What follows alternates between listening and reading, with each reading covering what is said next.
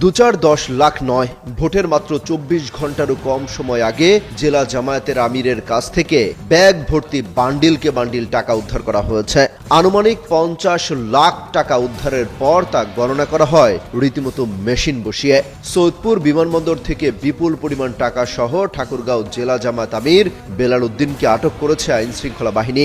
বিষয়টি যুগান্তরকে নিশ্চিত করেন নীলফামারীর পুলিশ সুপার জাহিদুল ইসলাম। প্রাথমিক জিজ্ঞাসাবাদে জামায়াত নেতা জানান তার বাড়ি ঠাকুরগাঁও সদর এলাকায়। তিনি পেশায় একজন শিক্ষক। লাগেজে ৫০ লাখের বেশি টাকা আছে বলেও জানান তিনি। টাকার উৎস জিজ্ঞাসা করা হলে তিনি জানান এগুলো তার ব্যবসার টাকা। স্ট্রবেরি সুপার ডটেড ও ক্লাসিক ভ্যারিয়েন্ট সেন্সেশন জাগুক শিহরণ। গার্মেন্টস ব্যবসার সাথে তার সম্পৃক্ততা রয়েছে এমনটাই জানান তিনি। এই টাকা তিনি কোথা থেকে এনেছেন বা কোথায় ব্যবহার করবেন তা এখনো জানা যায়নি। কাল ১২ ফেব্রুয়ারি ত্রয়োদশ জাতীয় সংসদ নির্বাচনের ভোট গ্রহণ।